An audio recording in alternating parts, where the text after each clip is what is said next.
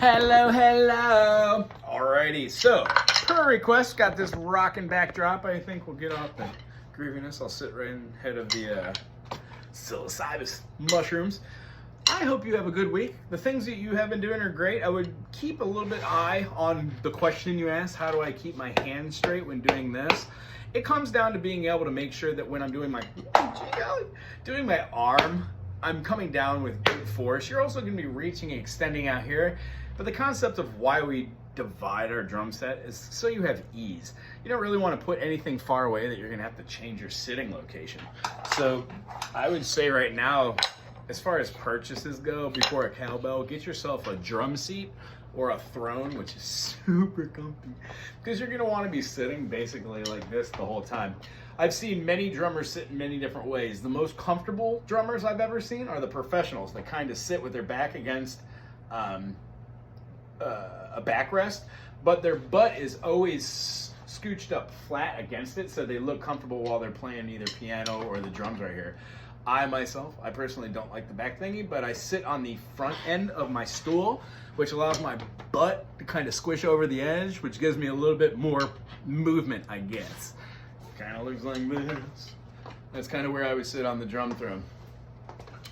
When I'm jumping my foot to hit the rhythms, I'm also bearing in mind, I not only can go down flat foot, but I could go down with my heel always on there and play the drum kick, as well as do the swivel, as you told me that you're trying. I'll try and find a video and send one along to you in this as well. So when doing this, maybe it's time to incorporate that rhythm meter from that. 1, 2, 3, 4.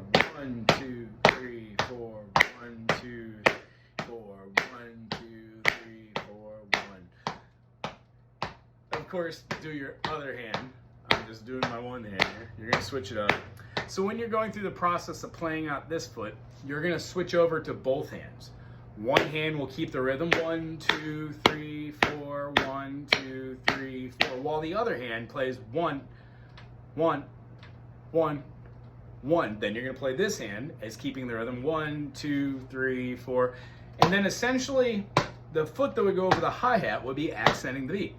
We would be exhibiting quarter notes and half notes in that round. You can also do it with the slow one of 1, 2, 3, 4, 1, 2, 3, switch to arms, 1, 2, 3, 4, 1. And then when you switch again, you'd have 1, 2, 3, 4, and then you go back to the feet.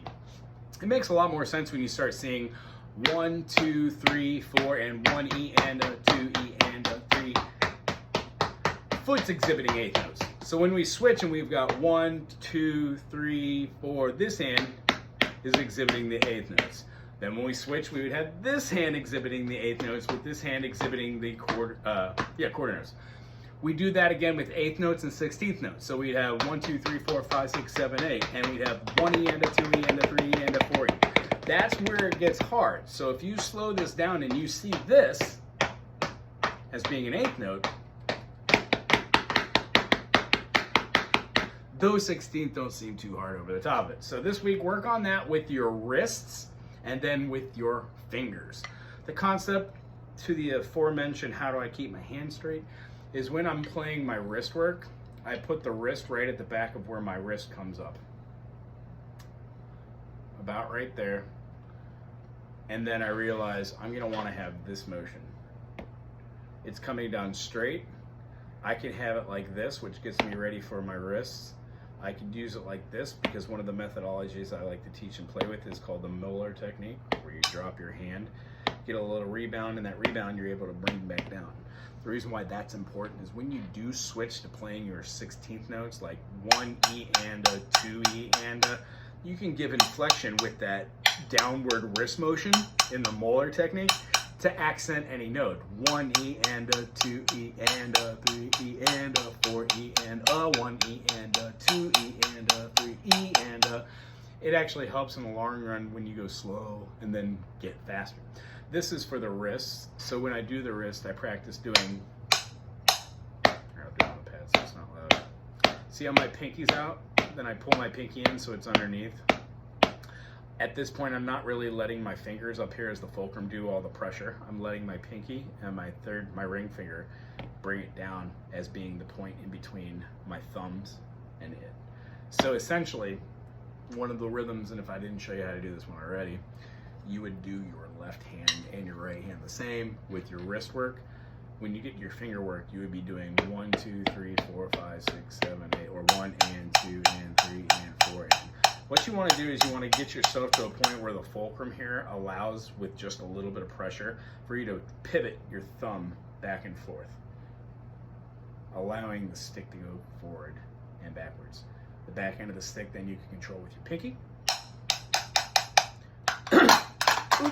And then when you have the ability, you can do your one finger, middle finger, ring finger.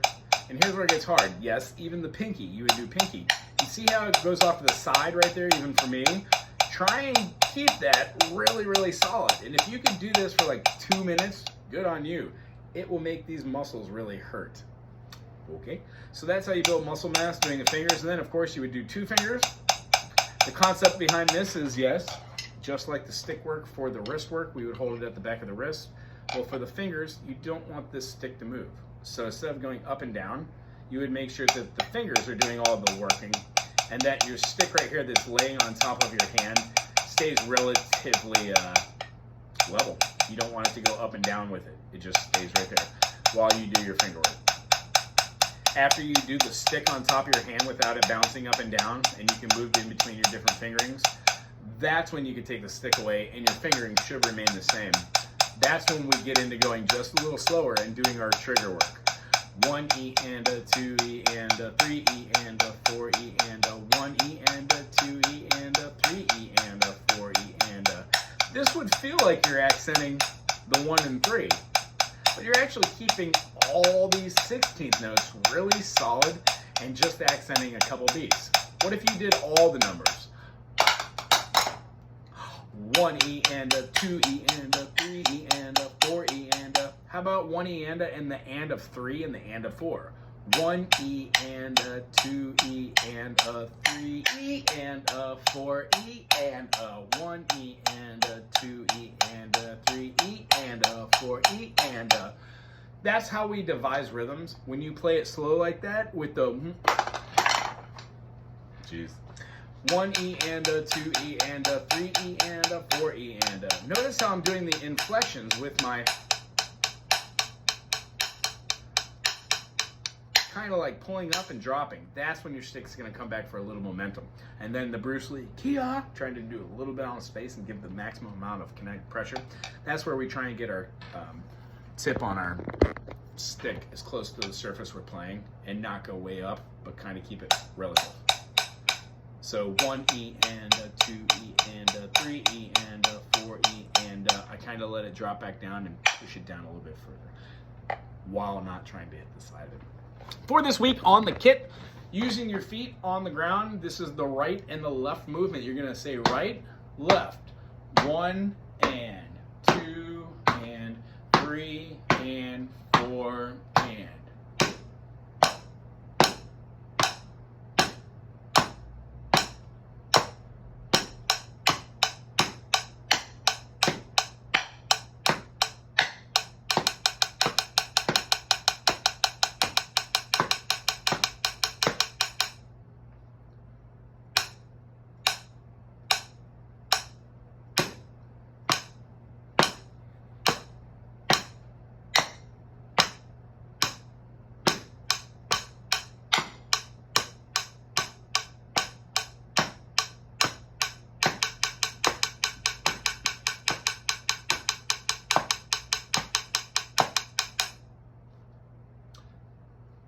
Do that for 5 minutes.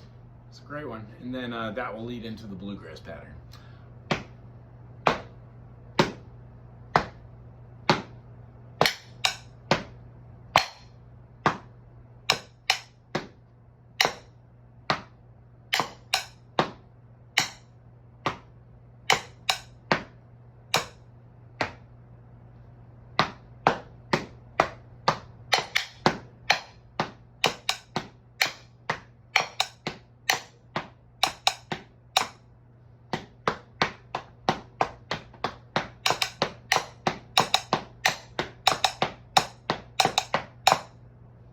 could also reverse that. Quarter eighth note.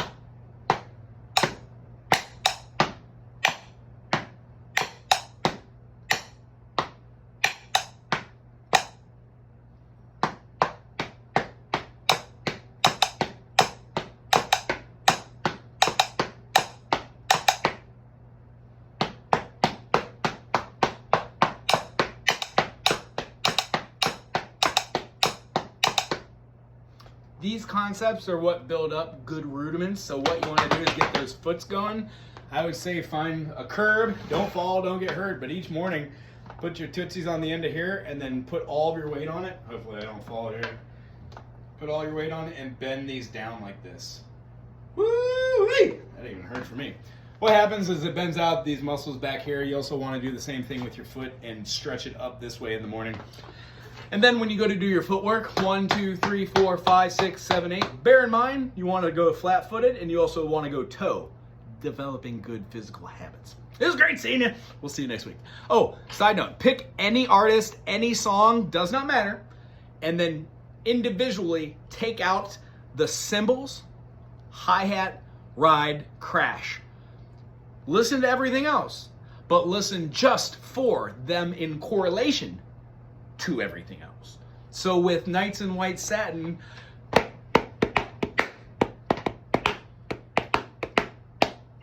that would be da, da, da, da, da, da. That's your cymbal work. So play it with the album, feel those notes, and then when you play it 2 or 3 times with that, don't play the cymbal work loud, but lightly do the cymbal work and then listen for the snare in correlation to the ride.